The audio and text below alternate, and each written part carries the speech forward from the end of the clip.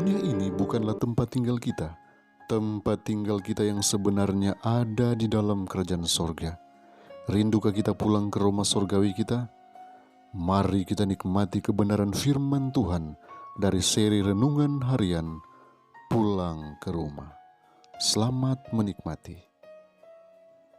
Judul renungan kita hari ini ialah Hukum Tuhan itu kekal. Mari kita berdoa. Bapa di sorga, kiranya Engkau hadir saat ini di tengah-tengah kami.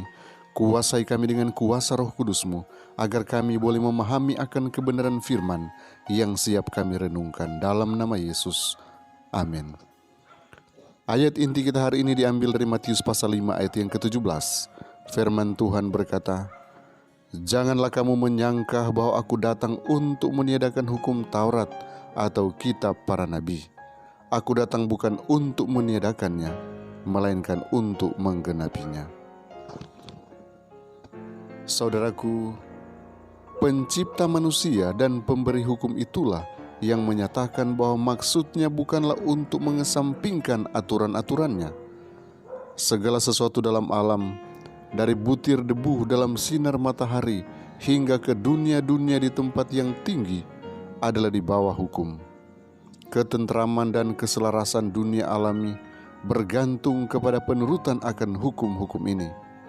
Jadi, di situ terdapat prinsip-prinsip kebenaran yang besar untuk mengendalikan kehidupan dari segala makhluk yang cerdas, dan kesejahteraan alam semesta bergantung kepada persesuaian dengan prinsip-prinsip ini. Sebelum dunia ini diciptakan, hukum Allah sudah ada. Para malaikat diatur oleh prinsip-prinsipnya, dan supaya dunia selaras dengan sorga, manusia juga harus menurut kepada undang-undang ilahi. Kepada manusia di Taman Eden, aturan-aturan dari hukum itu diberitahukan oleh Kristus. Pada waktu bintang-bintang fajar bersorak-sorak bersama-sama, dan semua anak Allah bersorak-sorai. Ayub 38 ayat yang ke-7. Misi Kristus di dunia bukanlah untuk merusak hukum, tetapi oleh kasih karunia-Nya untuk membawa manusia kembali kepada aturan-aturannya. Murid yang dikasihi itu, yang mendengar kata-kata Yesus di bukit, lama sesudah itu menulis dalam ilham Roh Kudus, menyatakan hukum sebagai kewajiban abadi. Dia katakan bahwa dosa adalah pelanggaran hukum, dan bahwa setiap orang yang berbuat dosa melanggar juga hukum Allah. 1 Yohanes 3 ayat 4. Dia jelaskan bahwa hukum yang ia tunjukkan itu adalah perintah lama yang telah ada padamu dari mulanya.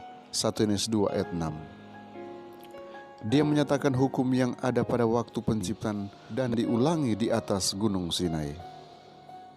Menyatakan hukum itu, Yesus berkata, "Aku datang bukan untuk meniadakannya, melainkan untuk menggenapinya."